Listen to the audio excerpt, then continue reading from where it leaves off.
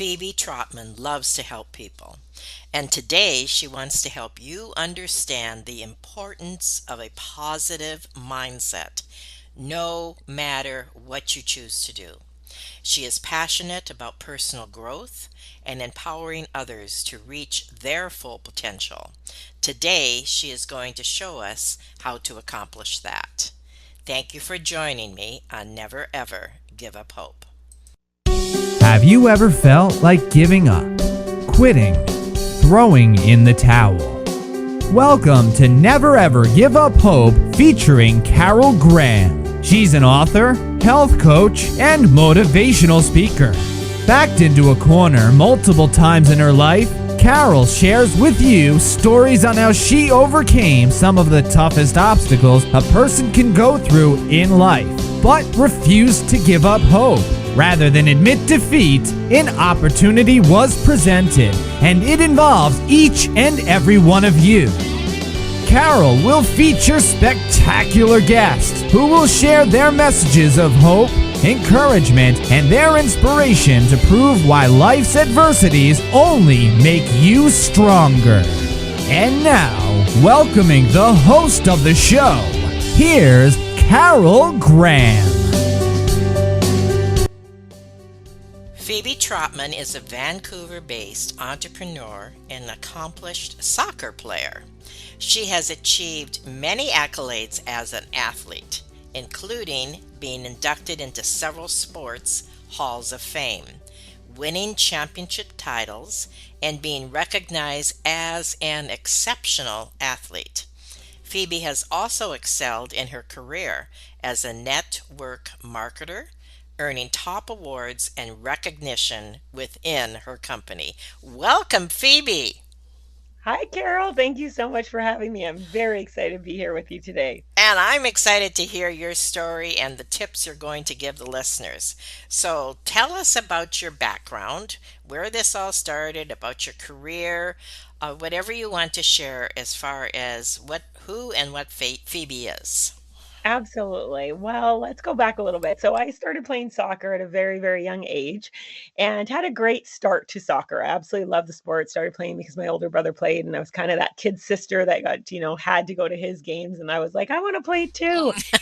And so I started playing. I was on an all boys team. I was little girl color on an all boys team, the only person. And you know what? It was fine. Everyone was just very welcoming because we just all wanted to play and fell in love with the sport and continued to do quite well and had some bumps in the road. I'm going to fast forward and we can circle back if you like, but had a great career as an athlete in terms of winning national championships at all levels, from a university professional career as well, as well as on the club side too. A lot of team awards, a lot of personal accolades, and just really grateful for my career in soccer. And one of the things I did share, and I always want people to understand that even though I have had an amazing career in soccer and a lot of those highlights, it's really because of pushing through the tough stuff, not making a soccer team, coming back from injury, sitting on the bench when I want to play, and even not dressing for games. So as a professional, sometimes you might not even dress for a game, which means you're in the stands, if you will, watching your team play. And so pushing through all those bumps in terms of as an athlete is why I was able to have some of the highs as well too. Yeah, and then from soccer, I mean, I started working as at a computer company, and I didn't really love what I was doing. However, I was grateful for the paycheck, and I started a bunch of side projects, and was really in my plan was with these side projects is once the income from those side projects was high enough, then I would transition out of my career, in terms of and work for myself. And Mhm. God had other plans because the company went bankrupt. I was laid off. And again, I ended up like a crossroads with what to do next. And that's what sort of started my career, if you will, in the network marketing space. Had a lot of bumps on the road in the beginning, it was a struggle. It really was a struggle to start until I started really, applying some of the lessons that I learned as an athlete in terms of being coachable, being disciplined, consistent. And then I was able to create success in that network marketing space, which I'm so grateful for. for. But along that journey too, there were a lot of challenges, in terms of on a personal side with family, losing my dad, which was really obviously, like, it's devastating still even talking about it 12 years later. But I'm grateful for the journey and the strength, and really realizing the importance, again, which we'll talk more about, is having that positive mindset and choosing what to focus on even when we're going through challenging times. Do you miss the athletic side? Well, I do still play. So I do still play, not on the same level, if you will, as I did, but I do still play. So, and then I also coach soccer. I oversee a program for children on ages 3 to 7. So I'm still involved in the game of sport. And so it's different now in terms of my priority, but I do still play for the love of the game. So I get that athletic and competitive outlet on the soccer field too. So I remember so as I said, I've had bumps along my journey in terms of as a soccer player. And I remember one time, so I was about 13 years old, and a teammate and friend of mine was mentioning this provincial soccer team that we could go out and try out for. And so I didn't really know what it meant, but I thought it's an opportunity to play more soccer, so why not? Went for it. And I remember the coach, we were assigned small groups of players, and the coach asked what position we played. And at the time, I played up front, striker. However, and I told him this, and he thought in his mind I was a defender. So I kind of went for it, and we had a couple games. And so in these games, I played okay, but I definitely wouldn't say I was like a standout. And I want everyone, Kara, I want you to imagine this, and the listeners to imagine this. So at the end of these two tryout games, if you will, they call all the players in. And so there's about 50 of us standing there, and they were going to read the list of names of players who made it forward to the next round. And I'm standing there with my teammates and friends and, some other players that I've known through the community. And I'm fully expecting to hear my name as he's going through this list because I was one of the top players. Yeah, I just, stood there kind of confidently. And he reads the list of names, and I'm waiting for Phebe Trotman, and he doesn't say my name. And I'm like, okay, well, he's going to go back and realize like he made, a quick little error. That's okay. And then his next words were, all the players whose names we didn't call, you can be released because we want to discuss the next steps. And it was in Oh, that moment that I realized he didn't make a mistake. Like, I did not make it to this next round.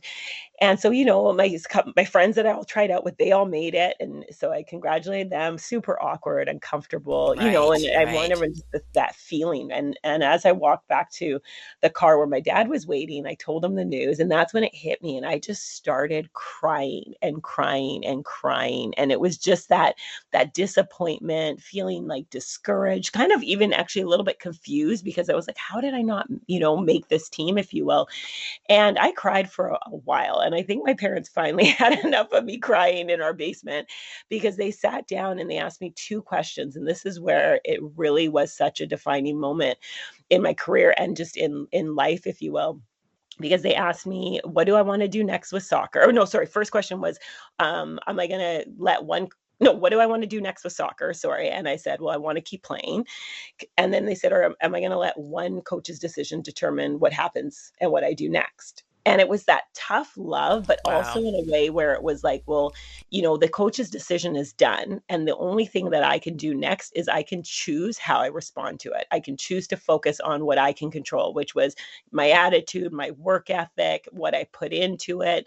And it was in that was when I made a decision that I was going to be an impact player. Whatever team I play on in the future going forward, I was going to be an impact player, and I was going to put in the work behind the scenes so that when it was game time, when there was a tryout, when there was anything, it wasn't going to be a question, is Phebe Trotman, should we sign her? It's going to be, yes, we want to sign her. And so I've seen it show up over and over and over in my life from that conversation with my parents. And as tough as it was to, hear it, it really was a defining moment and a huge pivot, because it changed my attitude and how I go into things in general, whether it was in sports as well as in network marketing and in everything else that I do, where I really choose to focus on what I can control when situations do happen in life. What is an impact player and how does that relate to life? Yeah, so as an impact player, my goal was that my presence would be known, it'd be felt. So whenever I was given an opportunity to play, whether it's, at a practice or an actual game, that I would impact the game. I would, whether it might not always be scoring goals. Obviously, that was part of, as a forward, I did score a lot of goals, but it was also the impact from a positive attitude, an impact from supporting my teammates, an impact for playing and training hard, impact in terms of the game, the outcome of the game. And so I just really shifted my focus into how do I develop into the best player that I can be by, again, putting in the work. So oftentimes we see that highlight reel, if you will, but we don't always see the work that goes in behind the scenes. And that truly is what makes the difference, whether it is in as an athlete or even in business, is what do we do behind the scenes that when it comes, and even in our careers, if we, in a job, what are we doing behind the scenes so that our performance is seen as we're excelling, we're impacting, we're making a difference in that environment, whatever environment we are in. Give an example of doing something behind the scenes.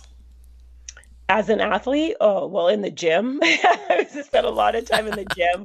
I spent a lot of time with my soccer ball, so it would be a lot of times just myself in the garage, working on my touches.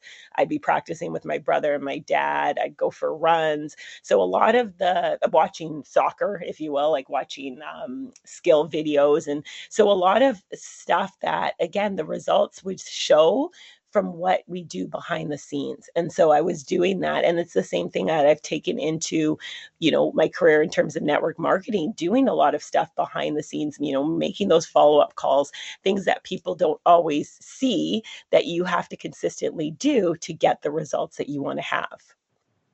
So now fast forwarding to your career, and you explained a little bit about the transition there. Just share a bit more.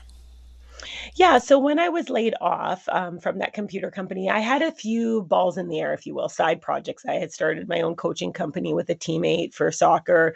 I started learning about real estate investing, and I had started using this tool that I did have. It was a network marketing company. I was using it more as a tool for my real estate investing, as well as for the coaching business that we had for soccer, and it did have that opportunity attached to it. And I sort of, in when I was laid off, and I always encourage people to do this, is I sort of paused and I looked forward and I went, what do I want my life to look like in the next 2 years, 5 years, 10 years? Like, what do I really want it to look like? And when I did pause in that moment, I realized that building a network marketing business would give me that time. Like, I really wanted to be able to do something from home.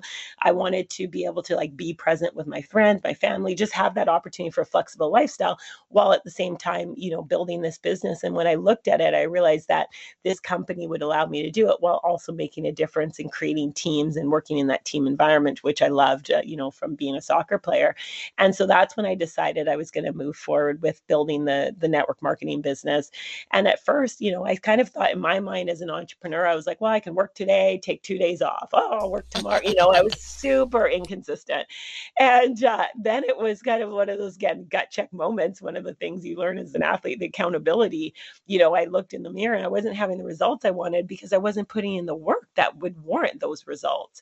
And then when I started becoming coachable, following a system that was in place, being consistent with that and having the discipline to be consistent, that's when I started to have better results in terms of building the business. And I'm so grateful. I was built that 18 years with that company in terms of building a business and working with amazing teams of people all over the world. And it's been a huge blessing to be able to have that opportunity to create a flexible lifestyle, if you will.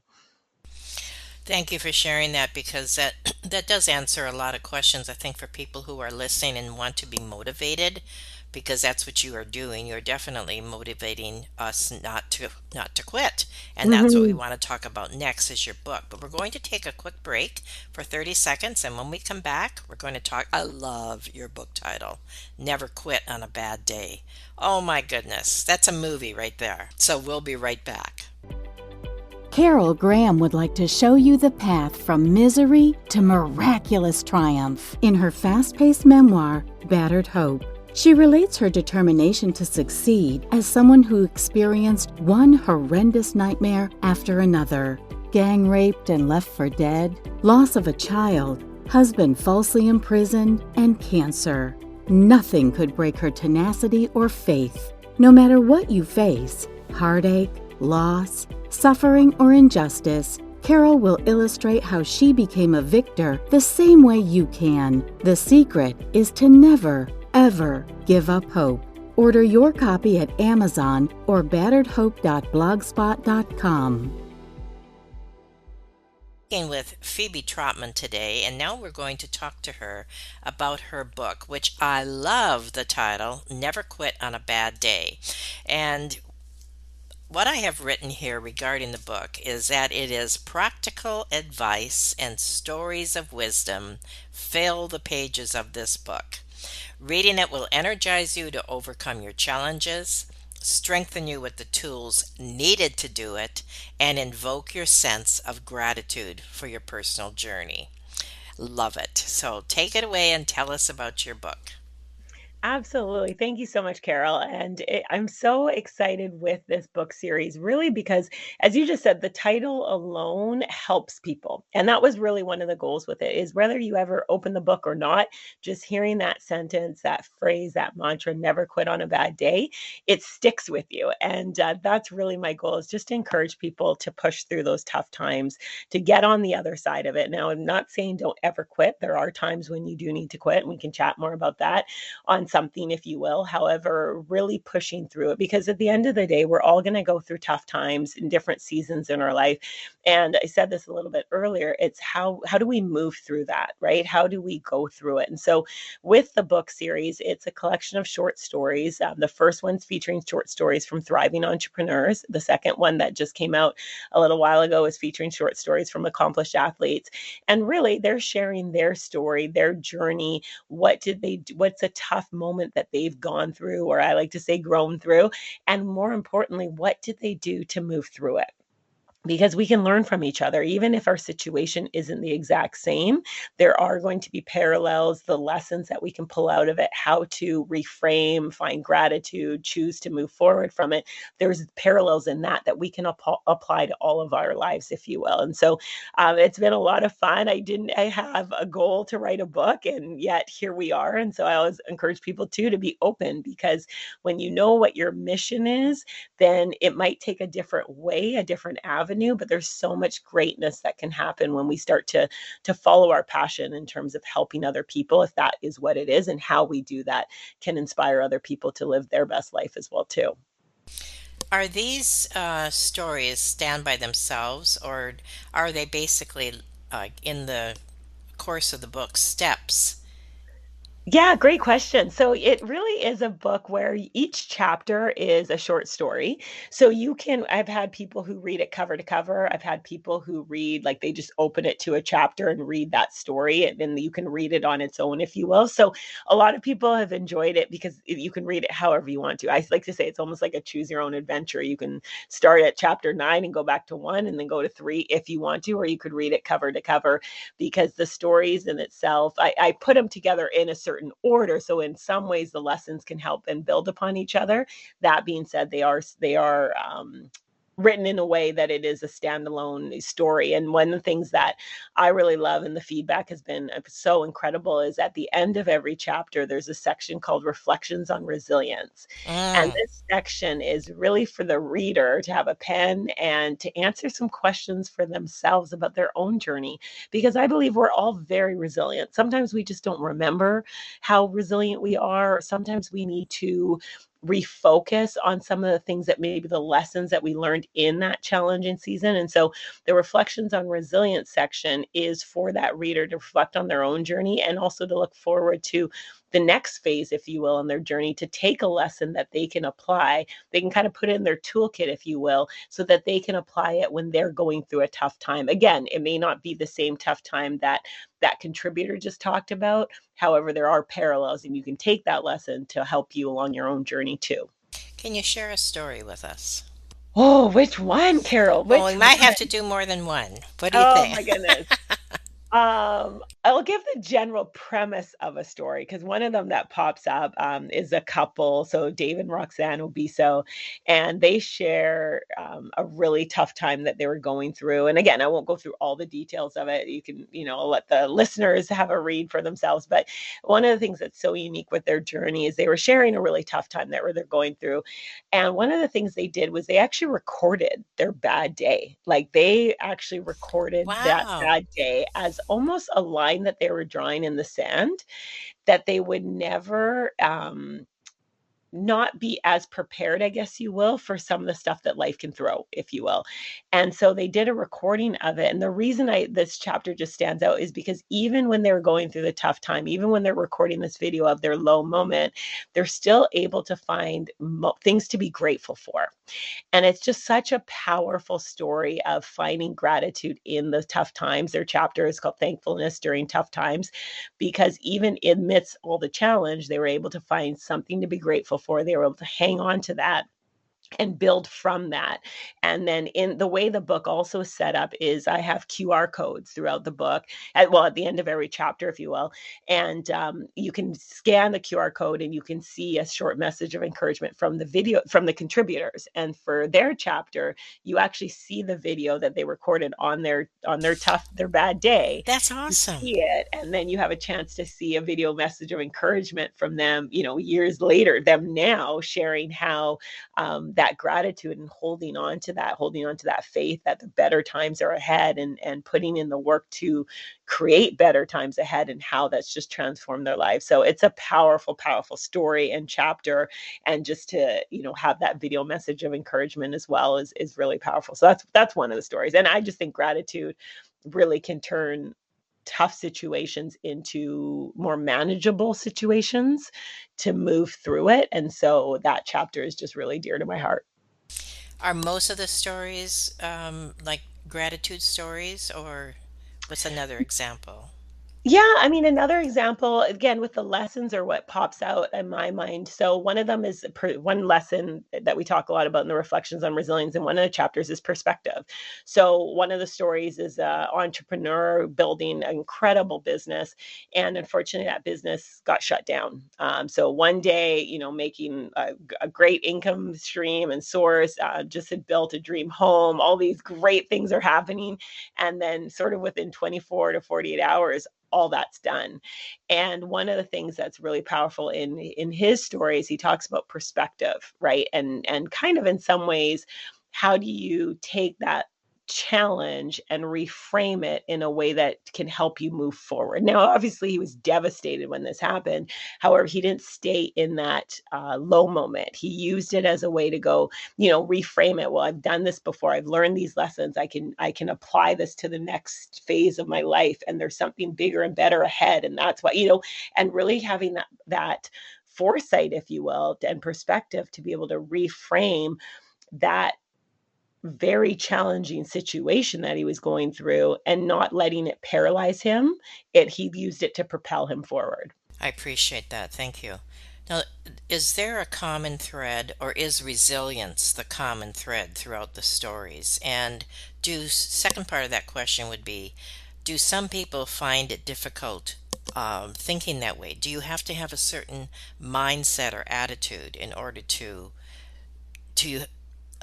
pursue resilience? I do think it does come down to resilience, absolutely. And I do think there are components of that help you become more resilient. Again, gratitude, perspective, Mm, are two things that grit, like just being able to continue to mm-hmm, keep going, mm-hmm. grinding it, even when things are, taking longer than you want. Timing, understand that there's also timing and seasons. So I do think there are a lot of, if you will, like if resilience is like that, it's overarching principle. There's a lot of things that help with creating a spirit, if you will, of resilience. And so, but I do think that is something that we can learn over time if we're open to it, because we Right. do know that there are going to be tough things. Like that is something that is part of life. There's going to be seasons that are like going to be a little bit more challenging than others. And it's really important to kind of prepare for that in a way where you're filling yourself up with, again, a positive attitude. How do you reframe? How do you find gratefulness even amidst challenging times? Like finding all these little tools to put in your tool belt so that when these challenging situations happen, yes, you're still going to feel the emotion of it. Yes, you have to move through that. It's what can you do to push through that and not stay in that. That's one of the things that I think was so powerful about the perspective in that one story, is he didn't stay in that low moment. He used it to propel and to push himself forward by looking at how he can reframe, being grateful for what he had through that experience as well too, and surrounding yourself with great people. That's another piece of it, because we're all going to have tough times. We need other people that we can lean on. So do you have a strong community of people that you can turn to when you're going through a tough time, that they're going to acknowledge the emotions that you're feeling? They're going to support you in the emotions that you're feeling. They're also not going to let you stay in those emotions. They're going to work their best to help you through it, because that's important as well too. Well, you've definitely given us a lot of food for thought. So each story is basically a standalone where there's a principle that you can apply to achieve what you're looking for. Absolutely, absolutely. And it was important to me because I truly believe we can learn from other people. So I wanted stories from people of different backgrounds and life Good, experiences. good. And so that Yes. you can, again, as you just shared, there might be one story that you connect with a little bit more depending on where someone's at in their journey Mm-hmm. versus another one. And so that it really is written in that way where there's stories that yeah, the stories can apply and the principles can apply to everyone. That being said, some of the stories someone might connect with a little bit more depending on where they're at. Well, you've given us, as I mentioned, food for thought and encouragement, and that is needed more so now than ever. And it's exciting that you're passionate, because your passion will come through. So, is there, in closing, a statement, a summary, an encouragement that you would like to leave with the audience? Well, Carol, I love the title of this podcast because hope is so important. It is what will help us push through on those tough days. Again, along with the lines with never quit on a bad day. Part of the reason you don't quit on a bad day is because you're hopeful for what's to come for tomorrow. So I think that what you're doing with this podcast is just so needed and so important, and I appreciate it. And I want to encourage everybody listening in to hang on to hope, because hope will put you through those tough times as well. Perfectly said. Thank you. And thank you so much, Phoebe, for being on Never Ever Give Up Hope. Thank you. Thank you for listening to Never Ever Give Up Hope, featuring Carol Graham. Did you know that most people succeed because they are determined to? Quitting was never an option. Carol loves your comments and will respond to each one. So please subscribe and review this podcast. A rating of 5 stars would be outstanding and appreciated. Remember, if you are still here, there is always hope.